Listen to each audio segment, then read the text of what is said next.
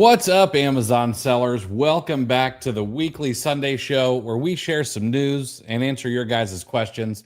I'm Chris Grant, and to my right is my faraginacious co-host, Chris Rasick. Now, for those of you who are new here, our job is to try to make your life a little bit easier as an Amazon seller. Maybe you've got questions about flip and clearance, doing retail arbitrage. Maybe you want to pull the trigger on doing OA. Perhaps you're looking to get it started in wholesale, or maybe you're just curious about a particular Keepa chart. Well, we're here to help. We're also going to share some stats, news stories, and the occasional business maxim to try to help you be a better business owner. What is going on, Chris? How's your Sunday, man? Sunday's good. Moving some stuff around. So, sure enough, kicking up the dust levels. It's funny. The best part about right now, to me, it's officially Dave Matthews Band season. It's officially kicked into gear. We had the Blossom show is Friday night. That's my home venue, so to speak. So it was funny. Sometimes concert friends are like Facebook friends. You know, it's very much you're an acquaintance. You know, you probably never talk to them outside of attending the same concert, but friendly and stuff like that. So it was funny. So we went, I had to go to Will Call to pick up the tickets. And then there's like a side gate that we just kind of went into. And it's far less crowded. Right. And so we're walking down along all the admin buildings of the venue, and I look up ahead, and on the bench are two of these concert friends, right? It's a guy, and this is a sentence I've never uttered before, but he flew in from Iceland for the show. The one friend never said that sentence before. And then it was somebody, a local person that always attends, the Blossom shows, right? So anyway, so I'm walking and I see them, and they both make eye contact at the same time, both ways. And the woman, she starts like waving. She's like, her eyes light up, and she's like this, right? And I'm like, oh, she's in a good mood. So I kind of I'm like, hey. And then it turns out she remembered meeting my wife, and she was happy to see my wife. Like, she wasn't waving to me at all, So anyway, and then like later on, she's like, oh, I thought you were just waving to Chris. And she's like, no. Made me feel great. But so anyway, so this, so I ended up rabbit trailing this whole idea, right? And I started to think, I said, you know what? I started to realize that there's really not very many happy to see you faces for me anymore, and that's it seems like it's a negative thing at first. I know I can hear my mom's voice in my head. Just if I were to say that out loud, she'd go, oh, honey, it's like, but the more I thought about it, the more I think it's a good thing. Because it's a lot of my life right now. Work-life balance is by my design. I'm here all the time. There's no reason that my kids, even though they seem to be becoming preteens sooner than they should with a little bit of attitude, but they've got their own interests and they've got their own agendas. And when they get home from school, they know what they want to do. And the fact that I'm always here, they're not happy to see me, but that's a good thing because I'm always here. Exactly. Like it was just interesting. Like it's not a sad thing at all. In fact, it's another wonderful thing about being able to work the way we work as a full-time, reseller, work from home, or no matter what you do, if you're working from home and you have kids, that's just such an underrated perk, I think. Absolutely. It's funny you bring that up because I had a very similar thing happen this past weekend. I went to an event at Top Golf, and there were a lot of other sellers there. And there were people who were, hey, Chris, what's going on? Good to see you, that kind of stuff. And then one couple came up, a local couple, very, very nice couple. And we chat and And they're like, hey, make sure to tell your wife we said hello. Like, make sure that she knows that we, asked about her. But also, uh, give Flash some pets for us. And I'm just like, all right, I got it. I got it. That's awesome. Yeah, it's Um, you probably have a lot more people recognize you than you may recognize, right? Unless you're sharp as a whip with remembering names and faces. I am so bad. I am so bad with names and faces. I'm also really bad about, hey, have we met before? And so Hmm. I pull the very Hollywood move of, hey, I'm Chris Grant, and just in case we've never met. And I also don't want people to feel uncomfortable if they don't know my name for some reason. And then I Hmm. also say, nice to see you. Uh, so Okay. very political, very politician of me. If Yeah, I don't say so. I wouldn't expect Uh, any less diplomatic from you. That's perfect. all right, good to see people. Let me start with Luke. It is not consisting of starch. Faraginaceous is actually it's a hodgepodge, and the reason I chose this is I do try to tailor these toward Chris while also making sure that they are multisyllabic. For those of you in Ann Arbor, that means it's a long word. It's big, and you're not going to be able to spell it. And I also try to make sure that it's archaic or old. And so this one means a hodgepodge. And the reason I chose it for Chris is that he is a hodgepodge of information, a very a breadth of information, um, and depth also. I don't want to say he's not deep, but um, all right. Great to see everybody. I'll tell you what. I promised a big announcement. I'm gonna lay it right off the bat because if there are questions from the audience that we can sneak in, I would love to have them. Now I know that I am behind by I counted 5 podcast episodes. I got the thumbnails in development, so as soon as those get out, we're going to be rapid fire rather than waiting a week and making you wait 5 weeks for all of them come out. We're gonna have rapid fire, some really great episodes. Kaj Robinson, Jeff Storch, Grant Douglas, who I got to meet in person this past week, and then a couple with Chris and I as well. But tomorrow at noon Eastern, Chris and I have a podcast recording with the #1 eBay seller in the world, the #5 Amazon seller in the world. I didn't think we were ever going to have a seller this big come on the show. $250 million a year being sold on Amazon in a category that everyone probably will probably not believe at first.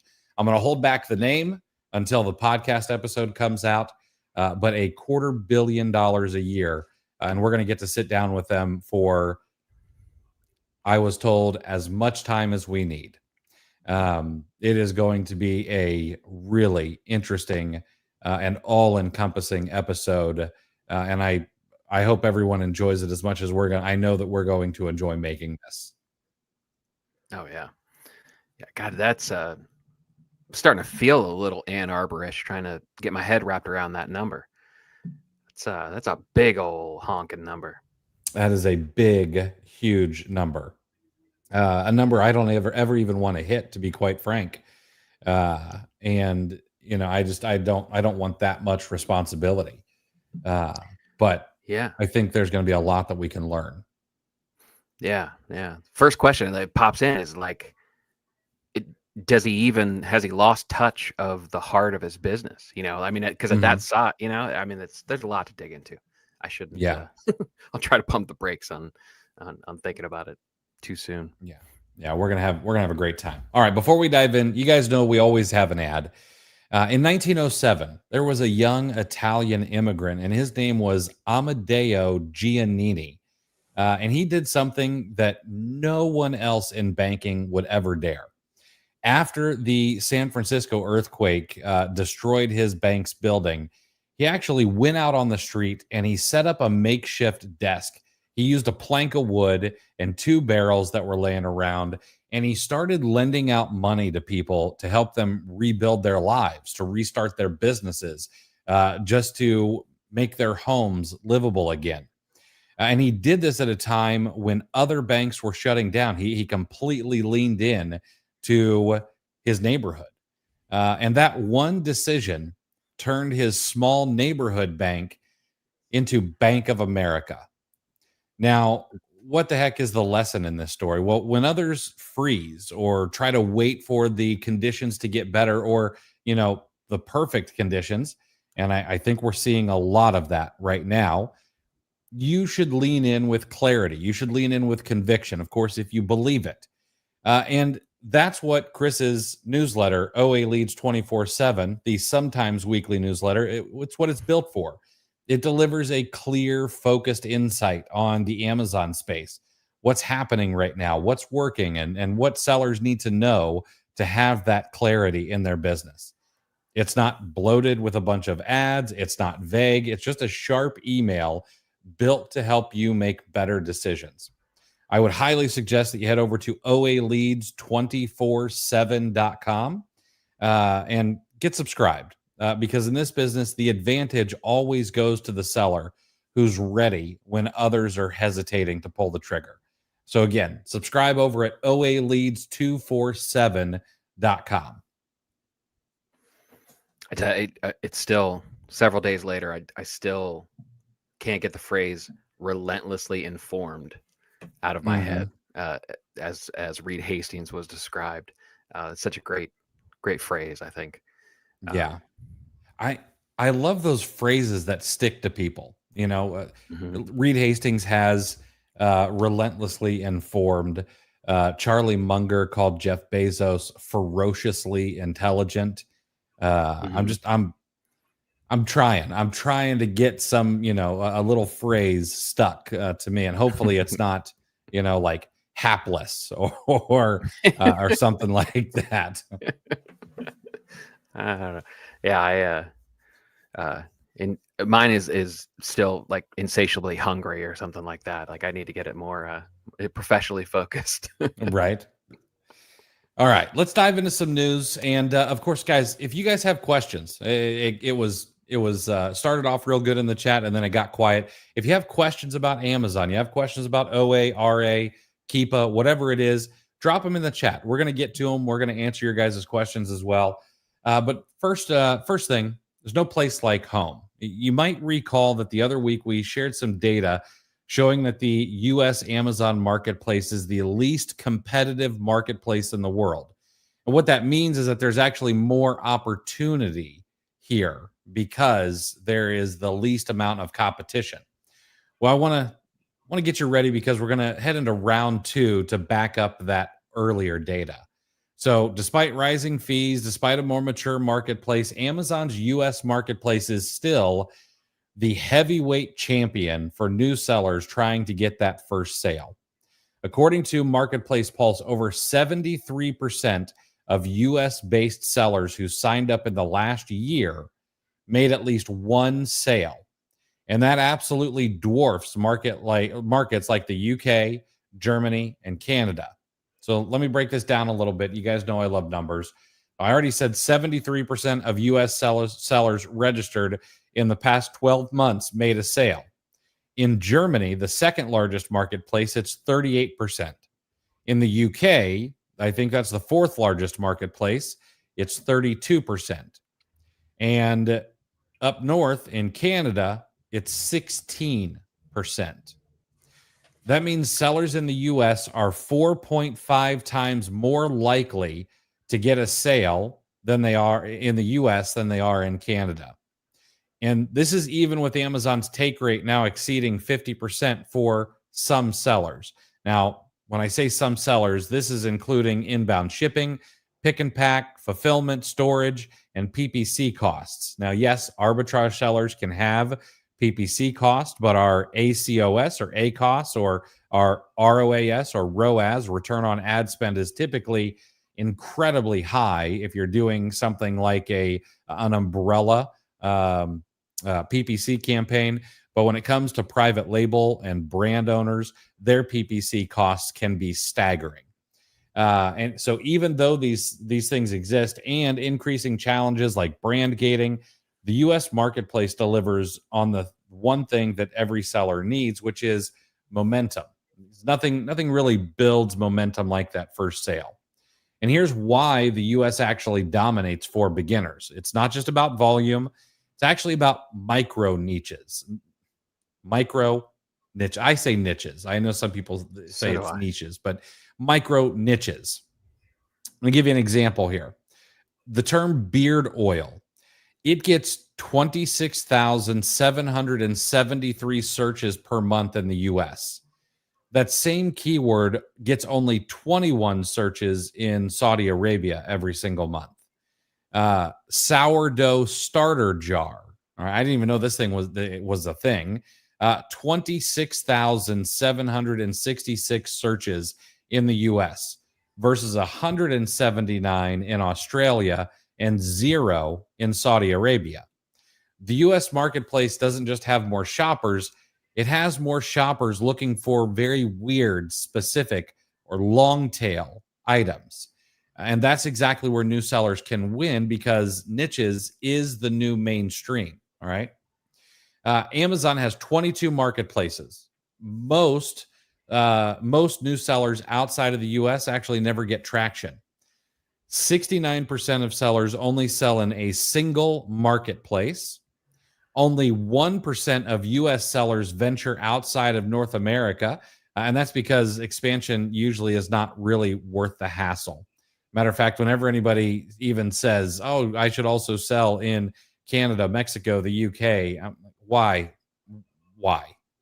The US also continues to offer the best balance of traffic, infrastructure, and niche opportunity.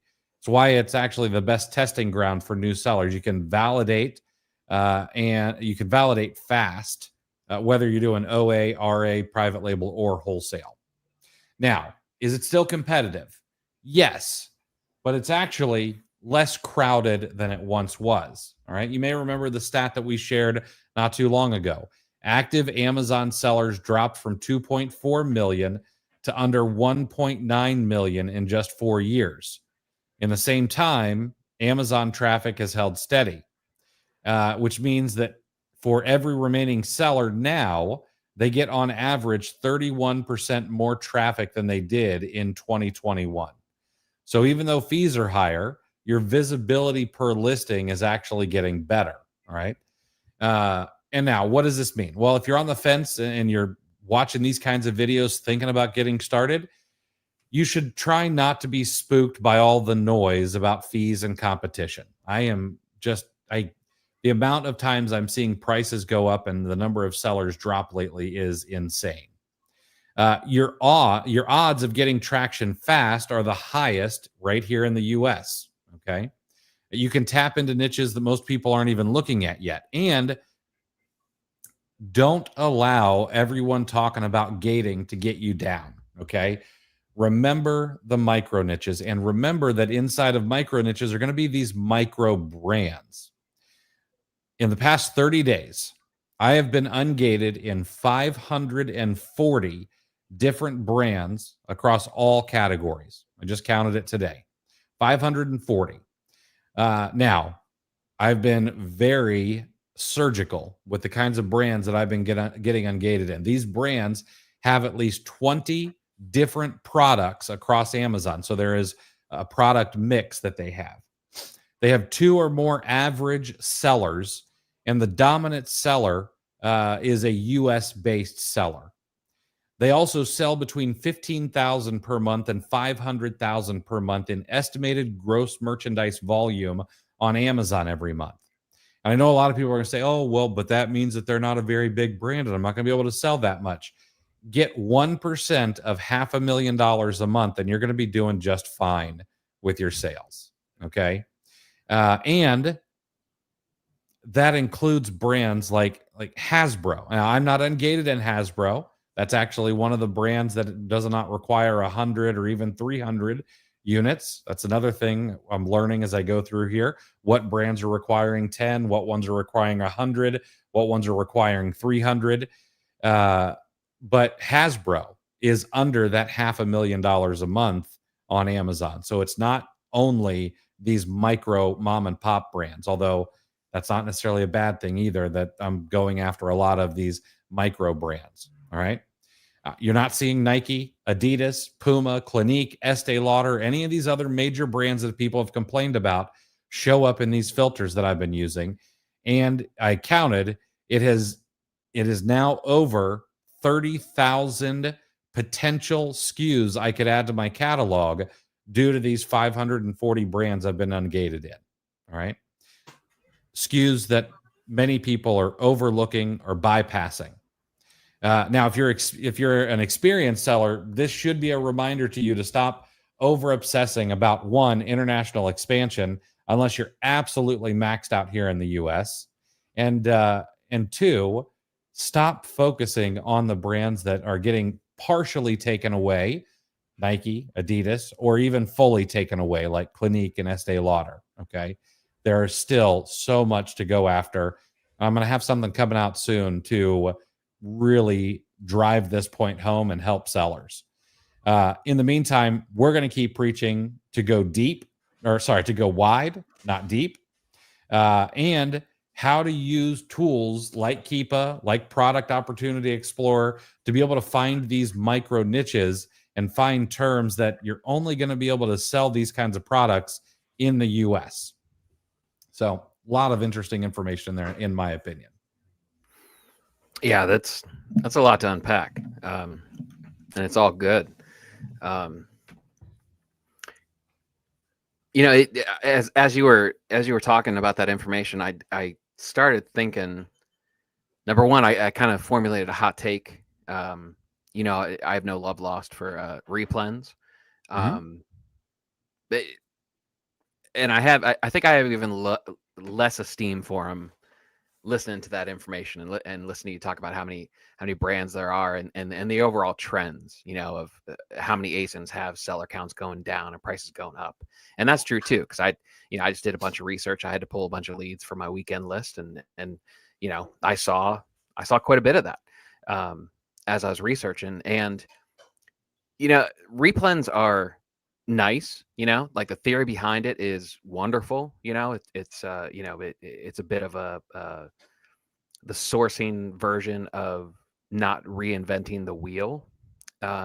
However, inventing the wheel isn't that hard with what we do, you know. Like I mean, I think it's you honestly don't need replens. I mean, I think you could have a thriving business buying brand new stuff. I don't even know how long that would last. Not an experiment I want to try personally, you know, because you know, I mean, I want to go back and rebuy some stuff and you know, make it a little bit easier for myself, but I don't think it's necessary. So that was interesting. And then I specifically thinking about, you know, the mom and pop angle versus Nike, you know, that's the easiest example to talk about. That's the one everyone knows. You know, I'm not really sure how much the collective is relevant to the individual as far as arbitrage sellers. You know, and I started thinking about all the people, you know, the biggest sellers that we have. I can't think of any of them that don't sell clothing or shoes or you know, have some sort of presence in that category. Just off the top of my head, I could think of several that do, in fact. But yet the collective, at least to the newer sellers, would be stay away from it. You know, I just saw a comment on Instagram as I was scrolling through there. It said, you know, don't they have a really high return rate? You know, like isn't clothing not, you know? So that's kind of like that's the consciousness. You know, probably the majority of, you know, if we took our consciousness and went with the most popular thoughts, that would be in there. But people are selling. We've talked to 8-figure sellers doing plenty of clothing, doing retail arbitrage in multiple cities, thinking Perry and Kim, millions upon millions in sales. So you really don't, and I think that was probably the mistake. A bunch of people. That's my question to you. Whenever I get done blabbering, I think a lot of people, and I've said this over and over again, I think they were sold a system. They were made to think that this was a turnkey operation, and here are the steps: do this, do this, do this. Which you don't understand the why, which is the first mistake. And then we're also having a period of time where it got very, very easy, and now it kind of went back to how it was. And depending on where you got on in that roller coaster ride, it can seem really, really hard. If you hopped in at the peak of the easiest it was, things are kind of difficult. And there's plenty of sellers that have been around for a very long time that are getting a little sour, because it's just restriction after restriction. It's a far cry from what it was 10 or 15 years ago. I think you would agree with that statement. But, so you kind of have two people, and it's all, number one, it's all in your attitude and your process or whatnot. But I think we kind of have to have our own opinions.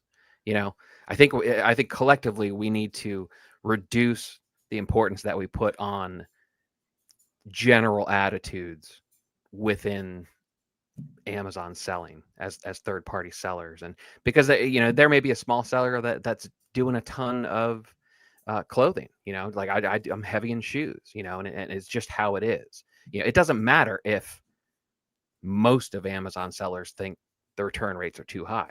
If you can tolerate your return rate and you've tweaked your business, your numbers, it doesn't matter what the opinion is, or the general consensus. You know what I mean? Absolutely. Matter of fact, I mean, that's one of the reasons Kim and Perry have gotten to where they are, is because they rejected that. The story that they told us was, well, we heard that return rates were high, so we dug in and we started selling. It's that zig when others zag, buy when there's blood in the streets, even if it's your own kind of mentality, that I think has made them as successful as they are.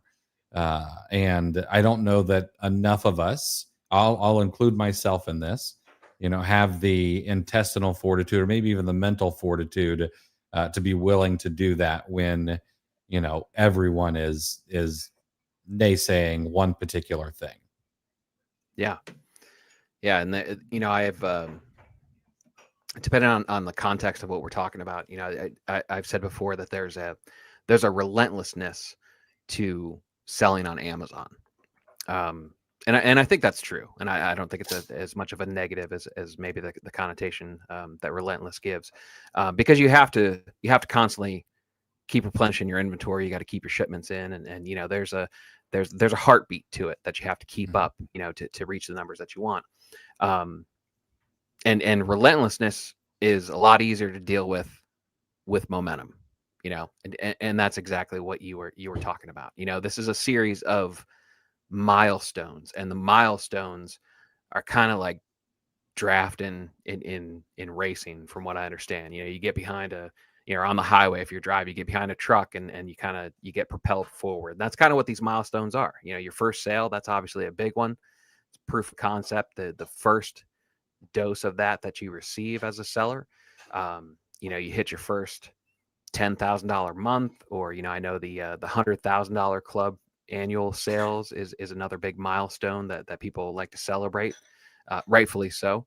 And that creates momentum, and that's a good feeling, and those should be celebrated, because that's where you start drafting, and it gets a lot easier to start going even faster. It'll propel you to the very next milestone. Absolutely. All right, let's talk about consumer confidence a little bit and what it means for your sourcing and your sales volume, hopefully. So, for the first time in 6 months, Americans are actually feeling less doom and gloom about the economy. This is good news. We're just going to be on a roll with good news for today. The Conference Board says that consumer confidence jumped by 12.3 points in May. And the big trigger, of course, was the cool down among the U.S. and China, the tariff standoff, some would call trade war. The 145% tariffs dropped all the way down to 30%. Now, of course, there's still a little, uncertainty in there. Some economists are warning that, inflation is going to be sticking around for a while, but we can't know that. Even economists, even the best ones, are really just guessing at what they think is going to happen. So what happened? Well, consumer confidence index rose to 98, breaking a 5-month downtrend. The expectations index, all right, this is kind of what gives us a little bit of a future forecast of what is going to happen. And it tracks short-term outlooks for income, jobs, and business. Well, it also surged. All right. It still sits below the level historically associated with true economic expansion, but it is going back up. Optimism spiked across all demographics, every single age group, every single income bracket, and even every single political affiliation. Expectations for inflation, well, they dropped to 6.5%, down from 7% in April. And recession fears have also gone down. Both consumers and economists, like Goldman Sachs, are trimming down the recession odds. Goldman dropped theirs from 45% to 35%.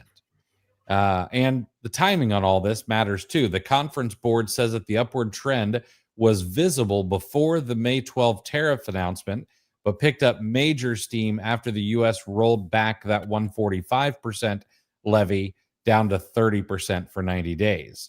Now, why should you care as an Amazon seller? All right, why would we even look at these things? Well, consumers should be willing to spend more. A confidence index spike usually translates into a looser grasp on the wallet.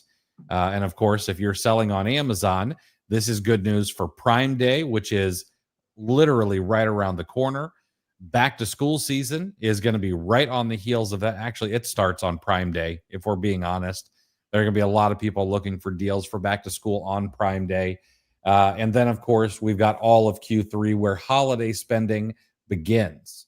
People feeling good equals more purchases, better conversions, and better margins on the stuff you already buy, a little less price sensitivity in a lot of cases. And there may also be some tariff relief. We'll see how that works out. That's going to be a lagging indicator. And all of the upheaval may actually offer some more opportunities as we move into Q4 still. So we've still got some interesting times ahead, but this is good news. It means people are going to get their wallets out. Yeah, it's hard to ignore that jump, right? There's a lot of micro reactions. However, this is kind of a broader opinion of things. This is a step further back into the macro, if we're being honest, and it's a real good sign. Because let's be honest, there's so much going on, and there's different layers and different timing on reactions. You have you'll have the policy that comes out right away, then the markets will react, but then also, just as importantly, there's the reaction from the brands and and the companies. They're actually selling this stuff. So it kind of comes in waves, and then you'll have different things going on concurrently. Policy will be rolled back. Meanwhile, a brand is trying to fortify their operations in anticipation of what was just rolled back. So it's very hard to keep track of on a day-to-day basis. So I do appreciate the wider angle. Taking a step back is never a bad thing, in my opinion. Absolutely. All right. Last thing for the day before we get to your guys' questions. And again, if you've got questions, ask away. We'd love to answer them for you guys, and we'll get to those. But On Sundays, we try to do some sort of business law or principle or razor. And today we're gonna talk about the razor that cuts through excuses. All right. And we're going to be talking about the high agency razor. You may have high agency is really coming into its own across social media, especially Twitter. If you hang out on Twitter, I know that sometimes people are like, oh well, it's an echo chamber. It depends on who you follow. But on the other hand, I tend to think that Twitter is maybe a higher IQ social media platform than some of the others. A whole lot less, pictures at the beach and a whole lot more conversations about things like high agency, business principles, tactics, etc. If you curate your feed appropriately, all right. And high agency is one of those things that is on the top of people's minds, especially after a great article, a well-written article by George Mack over at highagency.com. He actually got the entire URL. But here's what this actually means. The high agency razor is a mental model that says when faced with obstacles, constraints, or uncertainty, the highest leverage move is taking initiative. All right. Don't wait, don't whine, don't freeze. You solve it, you build it, you pivot, and then you move on it. Okay. In arbitrage terms, it's the mindset that separates the seller who gives up when, say, Target Security asks them to leave from the seller who decides to go back and build a sourcing map for every small town hardware store within 100 miles and Dollar General and so on. So here's what high agency looks like in the Amazon selling world. Now, if Amazon removes your buy box, a low agency seller, well, they might panic or they're just going to start slashing the price trying to get that buy box back. A high agency seller is going to try to figure out, well, why? What happened? And then we're going to adapt. Maybe that is by finding a different listing. Maybe it's figuring out if that item still sells without a buy box. You don't necessarily have to lower your price. You can just take some fewer sales. Maybe it's cross-listing that item on Walmart and eBay, okay? Or just finding another way to make it more valuable, whether that's on another marketplace, another listing, maybe finding a multi-pack that still exists. When sourcing dries up, a low agency seller might blame the algorithm or the time of year. High agency sellers, well, they're going to go out and they're going to shake more hands and build some new relationships with store managers. Maybe they're going to start scraping some new sites that they've never messed around with before. Or perhaps they're going to test some micro niches that they've never sold in before. When sales dip, low agency sellers might just be staring at graphs and watching sales go down. High agency sellers, well, they dig into why. They audit their pricing rules. They adjust their sourcing strategy because they know that by doing that kind of post-mortem, the cause is always discoverable. All right. So the high agency razor is really meant to help you cut through the noise. And it asks, am I reacting to the problem or am I solving it? Okay. Well, why does this matter to Amazon sellers? Well, this business, it's simple, but it's not easy. All right. The business moves fast. There's a lot of moving parts, and it's often full of friction. Okay. Listings do get suppressed. Softwares go down. Amazon glitches. Your top selling ASIN gets gated out of nowhere. All right. When it's 86% of your entire business. All right. If you're not operating with high agency, in my opinion, it's going to be a hard road. All right. High agency sellers don't sit around waiting for deals to come to them. They run lead sharing groups with a small group of sellers. They go out and test new strategies or test wholesale or whatever they want to do to try to grow their business. They build relationships, not only with other sellers, but with retailers, with managers, with prep centers. All right. They don't let Amazon policy updates ruin their month. They adapt and maneuver. Doesn't mean you can't complain for a minute or two. High agency sellers treat this like a system. They test, they iterate, they take notes, and then they go on to win. All right. There's this great question. If you want to figure out whether you're high agency or you want to know others who are high agency, the question that George Mack tells people to ask is, if I was stuck in a prison in a foreign country with no money and I had to call one person, would it be them? Okay. Would it be me? Would I call myself? Would I call Chris? Would I call, my other friends? And when you can say, yeah, I think that may be the person who I'd call, you've probably found somebody who is high agency and figures things out. So, Chris, here's my question to you. Where do you think, or why do you think that a lot of Amazon sellers seem to slip into low agency mode? And how do we help them snap out of it?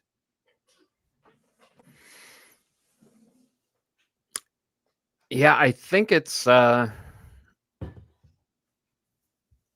probably has to do with having a grasp on why you do what you do.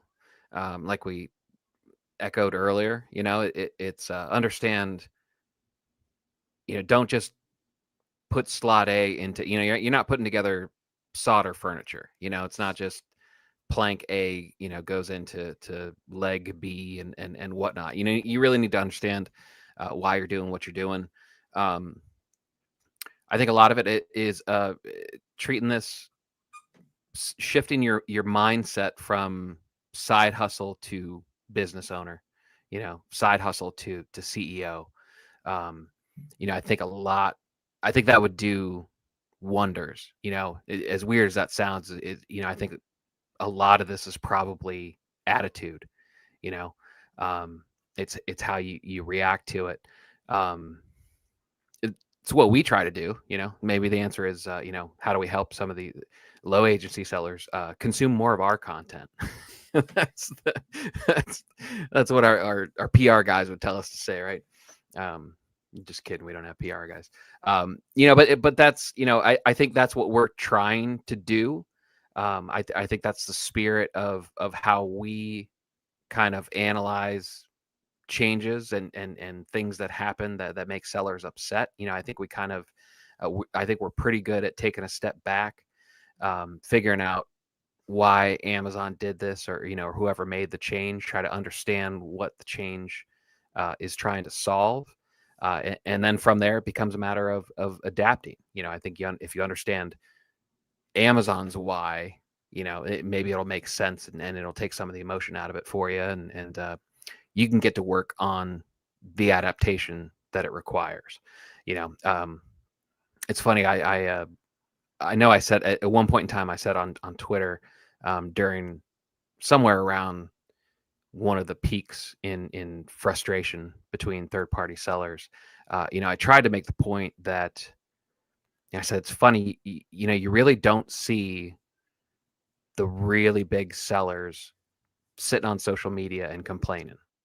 I was trying to make the point, like, I think they're leading by example. I think they're I'm sure they're not happy about it. That's not saying, that they're whistling, just keep doing what they're doing, whistle while you work.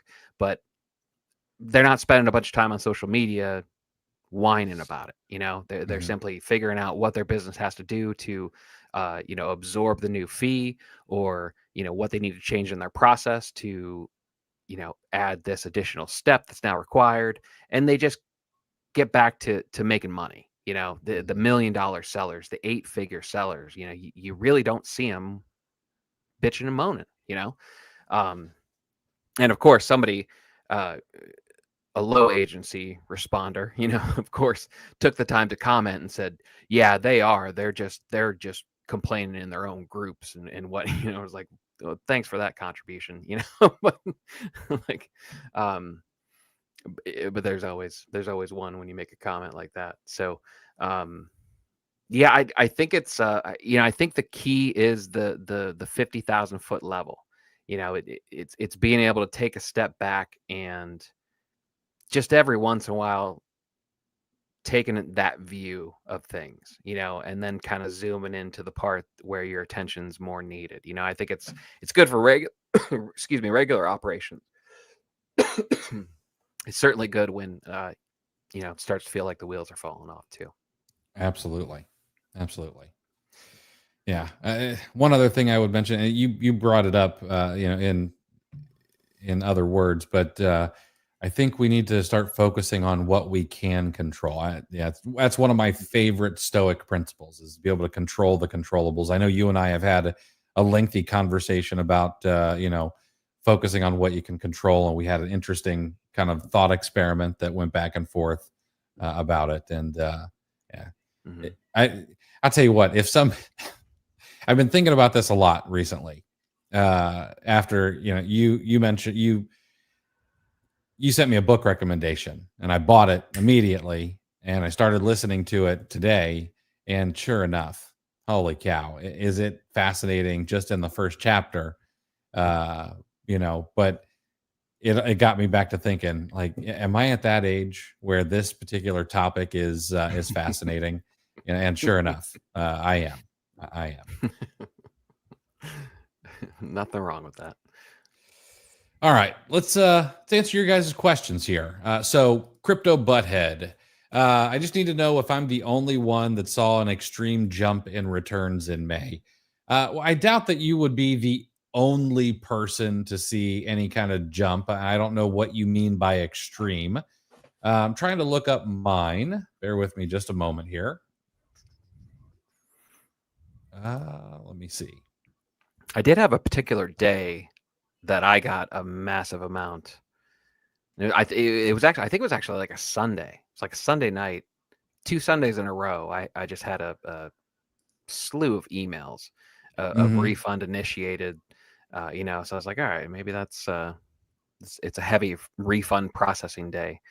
But yeah, I didn't necessarily attribute it to the money. It didn't continue, so I haven't really thought about it since then. But Yeah. Let's see. May compared to April.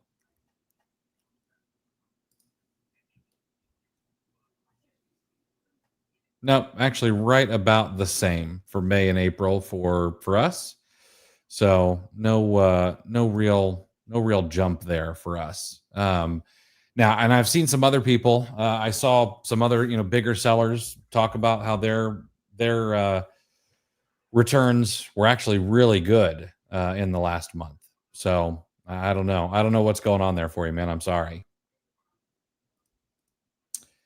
Chad, I had a listing come up as search suppressed today after sending in my latest shipment. Is this something to worry about? Is there anything I should be doing to get that removed?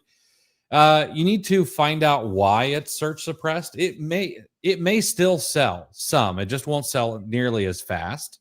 It may not sell at all if it's completely search suppressed, but people can still open up the product detail page on Amazon. It's not like they've delisted it from the catalog. But you need to find out why it's become search suppressed and then try to get that fixed. I found that a lot of times it might be missing some product details or listing details, and I've been able to go out and grab those details from other websites, whether the brand website or Walmart or wherever. Throw them into AI. I'd probably use ChatGPT for something like this and ask for an Amazon compliant SEO spin on the other content so that it's unique and new. You want to make sure you say that this needs to be unique content. You cannot use the exact same content over, that kind of stuff. And submitted that, and I've gotten some things handled that way.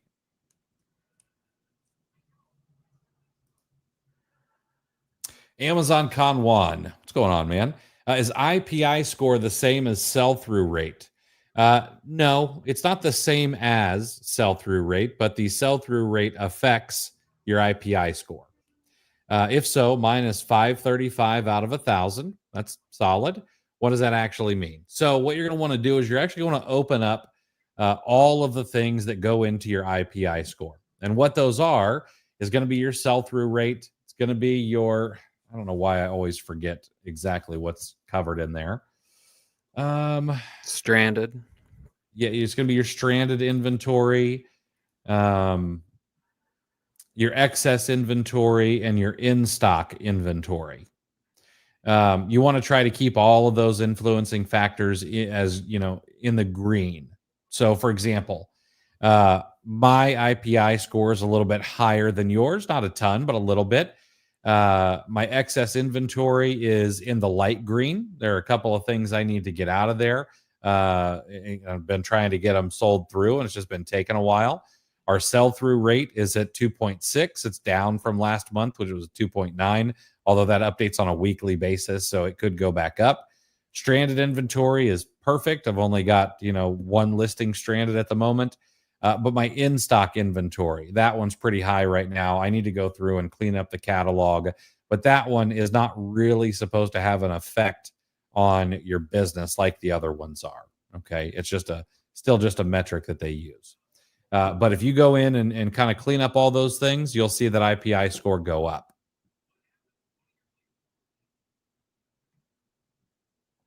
And to be honest, the only thing I think that it may actually matter on is it's probably gonna help your capacity more than anything else. Like if you stay in stock and you don't have stranded inventory and your sell through is pretty high and you don't have a bunch of excess inventory, Amazon's going to want to give you more space because they want you to send more stuff in. That is, if you're using the space they give you now. And you'll notice when they send the emails about brand restrictions, they do use that terminology that they're looking for. Not only is it the volume that you sell, but it's also that you're in stock. They do mention something about consistently being in stock on your inventory. So they are paying attention in that regard. Hey, Paulie, this is great to hear, man. I've been diversifying fairly well since the new year, and all this Nike and Adidas stuff doesn't have me tripping one bit. That is great to hear. David, talking about the brands that I've been getting ungated and how am I pinpointing those? I am going to share. I'm just not ready yet, but I will. I've got something coming my private group is going to get access to it first, and then I've got something coming for everybody, but I'm not there yet. I probably need another week or so to work on it.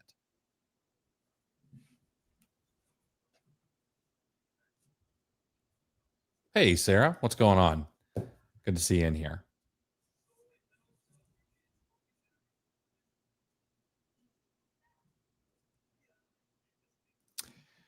Eli, or Ellie. Hopefully it's Eli. But how to verify your retailer is real or a scam? Well, there's no way to know without any shade of doubt. Okay, so you're going to have to be okay with that. But there are some things you can look for. All right. So, what is the age of the domain? How long have they been around? If they just started in 2024 and it's not some, influencer backed brand, I'm going to think it's a little sus. All right. But if they've been around since, 1997, and they're also on Trustpilot, maybe they've got a Better Business Bureau listing. I can see they've got a bunch of Google reviews. They've got active social media. They've got reviews on social media. Those are all good things. And then some other things that I look out for is, what are they built on? Is it built on Shopify? Is it built on Magento, BigCommerce, etc.? Shopify is not a bad thing, but Shopify is also the easiest thing to spin up. Like if I were going to go create a scam website, it's going to be on Shopify, not on Magento or BigCommerce or something like that. And outside of that, I'm looking for payment methods. Do they only take credit card? Do they allow you to pay with PayPal? Are they allow you to pay with Amazon buy now? Are they showing up in discount gift card retailers? Are they showing up in coupon sites? That tends to lend a little bit more credibility. And then the very last thing is, don't use a debit card.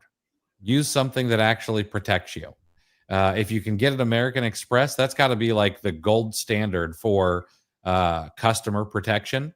Like they're just going to pull back the money and make sure that you're reimbursed if something happens and you need to file a complaint. And just one other tip: when all else fails and I simply can't get a comfortable read on them, I will Google their business address and actually go onto Google Earth and like look at the building that their home address is in. I've actually found something. I found one that looked okay. I was still digging, and sure enough, you pull up the address on Google Earth, and it is it's an empty field next to a church with a wooden sign in the yard. So that's another good one that could kind of break the indecision. Absolutely. Yeah. If it's being run out of a UPS store or an apartment building, something like that, it's time to go the other direction. It's a surprising amount of townhomes on the eastern side of the U.S. that have businesses coming out of them. Right. And yeah, Sarah's absolutely right. Your network is your net worth. Stay close with people who don't quit. Yeah. It is a trope. It's a cliche, but your network is important. What's the title of the book? You gave the olive branch and tried to, you tried to make yourself vulnerable and get away with it. Now SMW wants you just full. You just want more. Yeah. You just want more. I get it. All right, fine. I will, I'll tell you, it is, I want to get the whole title here. It is called Salt. And it's the introduction and history of salt. I know that sounds weird as all get out, but it is fascinating. Just some of the things I've learned already. Religious backgrounds and how like the word salacious actually comes from the word salt. So a lot of interesting things. And so since that indirectly affects my reputation as a book recommender, you need to understand, like this book is, I had the same reaction. Like it's to just say it is laughable without any context. However, like this book has been like forced into my hands. Like the recommendations, it's I'm not sure, it might be the most, at least in recent last 5-10 years, it's probably been the most passionate book recommendation that I've received from people that I know, from the readers that I know. So I'll report back on it, but the first chapter so far already has me trying to find ways to listen to more of it. Mm-hmm. Crypto butthead. So good to know. Guess I need to make some changes. Avoid clothes and shoes. Not necessarily. Okay. Might you need to make some changes? Maybe. But what I might suggest is one, maybe increase your minimums. And what I mean by that is, and I don't know, but if you're at that $3 profit and 30% ROI, which I'm not saying you are, I'm just using that as an example. Maybe you need to rethink that. And maybe your shoes and clothing needs to be a 50% ROI minimum and a $10 profit minimum. And then the other thing is maybe start looking for on the listings when you're sourcing, like, is it an item that fits correctly? Or is it something that Amazon says, oh, this runs a little small or this runs a little big? Like Amazon has a lot of that data. Maybe even read a few reviews and see what people are saying. You're never going to be able to get past all of them. Like, swimsuit season is coming up, and there are going to be a lot of people who are going to order things, and they're going to be like, oh, I didn't gain 10 pounds. This shirt obviously was made smaller now, and they're just going to return it and tell you that you sold the wrong size item. But that's not true. So. Yeah. And Chris, tell me if you agree with this or not. There is something to be said about the final numbers. Because a lot of the stuff with the return, the conversation usually ends with what the return rate is, but that's just the return rate from Amazon. Mm-hmm. The the whole story, I think, has a little bit more and continues on a little further, right? I mean, it depends on resale value, what you can end up getting for something. Because I think, at least used clothes. I mean, I think in my head, because obviously certain products, if it's opened, you're going to take a bigger hit from going from new to open box, with Yeah. outside of clothing. I'm talking about electronics and stuff like that. That can really hurt, and it kind of lowers the ceiling on what you're going to get once you liquidate your returns. Used clothing, though, I feel like there's more potential, for a little bit more back, and even, Mhm. used shoes. I've seen a lot of eBay is I don't know who used shoes was it's something my mom would physically gag if you just say that phrase to her. But it's a surprising market, and there's some Yeah. money in it. So I think yeah, I think just stopping at 16% or whatever you said, crypto butthead. It doesn't quite tell the whole story. You may recover, and it may not, may be good enough to not have to swear off an entire category, is where I'm getting Mhm. And so I wish Amazon would share the return rate is on listings. That would be amazing. It really would. But you can get almost there. And you may already know this, but inside of Seller Central, there is a tool that will give you what the average return rate is for subcategories. So, like, frankly, I will, if I were big into the shoes and clothing, which I tend not to be, but if I were, I would probably try to stay away from women's shoes. And even if it wasn't just, women's running shoes, it would for sure be like women's strappy high heels, because those are returned at a much higher rate than, a lot of other shoes. And women's shoes in general are returned at a higher rate than men's and children's shoes. So you might want to maybe even kind of get a little bit more granular in clothing and shoes as well, and it may help. Hey, Ferritin, what is going on? So most of my returns are due to unable to deliver. Does that mean that Amazon FBA is using last mile delivery that doesn't service the address? Not necessarily. It could be. I mean, that could be part of it. It could be that, the address was put in wrong. It could be a lot of things. Heck, it could be the the postman going up to the house and a dog come running out after him, and rather than deliver, they're just like, you know what, that I wasn't able to deliver, and sending it on back. Like, we oftentimes don't give like USPS and FedEx workers a lot more slack than we give Amazon workers, but um, they're all just people, and they'll do that kind of thing. Yeah, I had a call from Seattle yesterday. She got the heart rate spiked a little bit, right?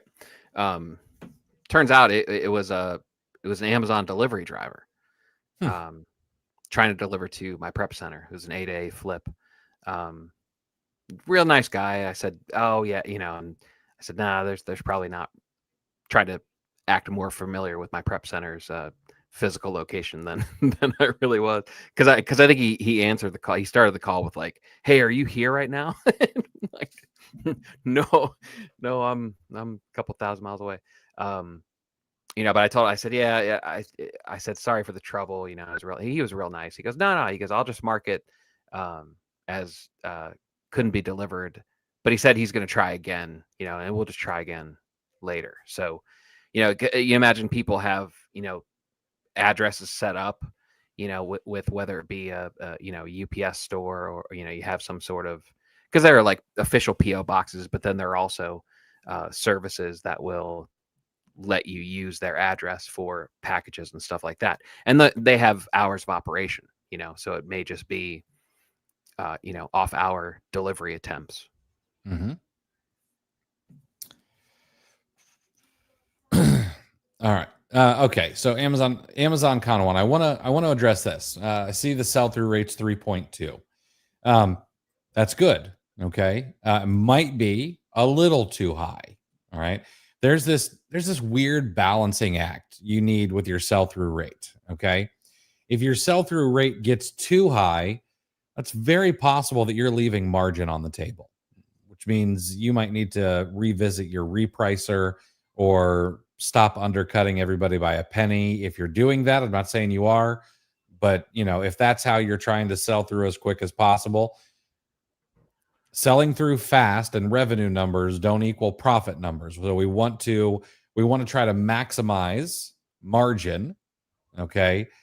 Even if it brings our sell through rate to 2.5 or 2.6, you just want to be in that green range, okay? In stock rate is red at 31%. Not a huge deal, all right? It's not supposed to really count against you, okay? But yes, deleting old listings that you're not going to replenish or sell on, it will lower that in stock or that out of stock rate. But again, it shouldn't have too much of an effect on your IPI, because they say it is not doesn't affect your IPI. Yeah, literally. In Seller Central, it says it's not used to calculate your IPI. There are people that will insist, put a little bit heavy weights on anecdotal evidence, but Yeah. yeah. All right, last call. It's written right there. Right. Last call for questions. If you guys got questions, get them in. So Candyman, you guys always mention Perplexity. Is it a better resource than ChatGPT within the Amazon space? I don't know that it's a better resource, but I find that they're for two different things. I think that Perplexity is best used as a replacement or an addition to Google. Like, it is an AI powered search engine. And one of the things that I love about Perplexity the most is that, let's say I go and ask it a question. Bear with me a second here. Let me pull up my history in Perplexity. Oh,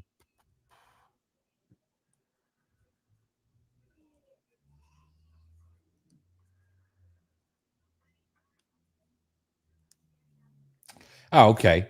So I was curious how far south the aurora borealis should be visible tonight, because there's a very strong solar storm, a magnetic storm that's going to be happening this evening, and I was just curious if maybe by some freak chance I might be able to see it here in Florida.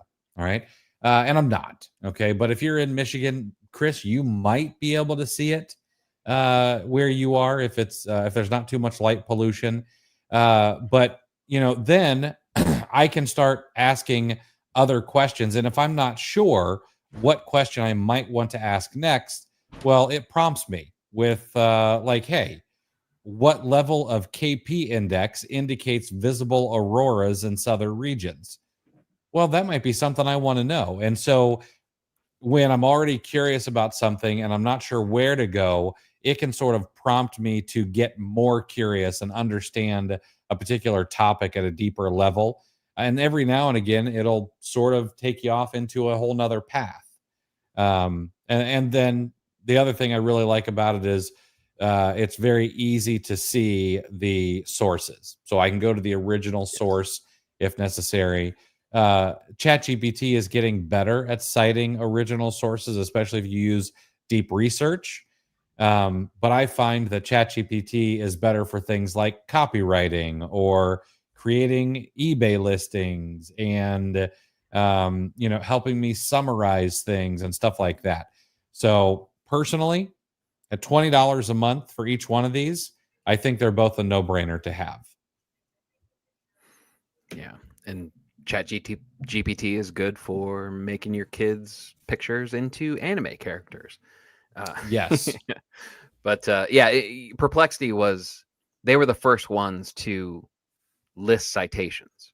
And they give you a little footnote, where you can pull it up within the answer, or you could just switch over to a sidebar and it will show you all of the articles that it used to give you the answer. And like Chris said, the other models are starting to add that now too. So at this point, it just simply becomes using what you're used to using, so it's Perplexity at this point.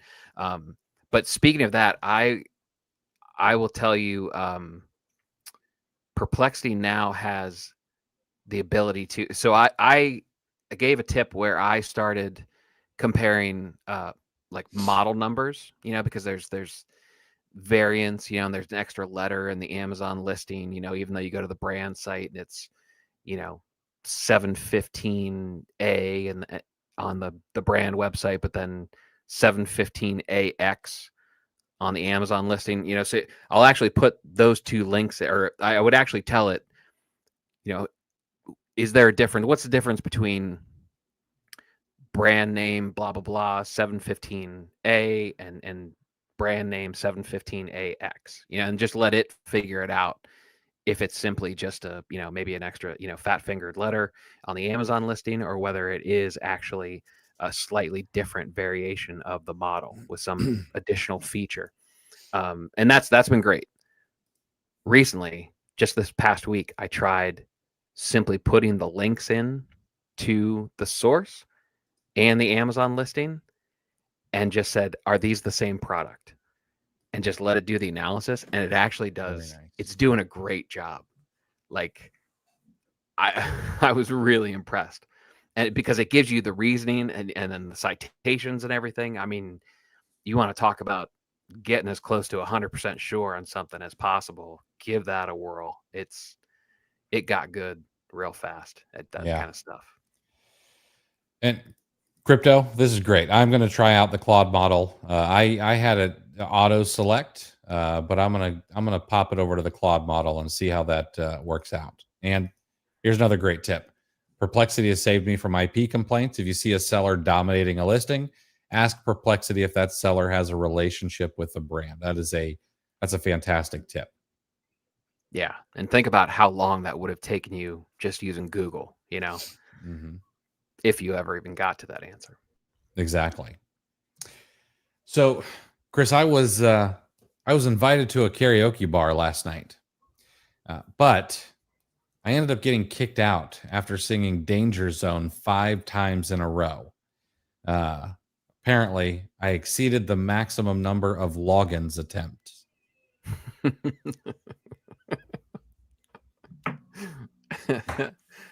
See, but that's we're aging out of some of our humor, Right? What percentage of our audience knows Kenny Loggins? That's a great question. Probably not enough. It's not 100. Yeah.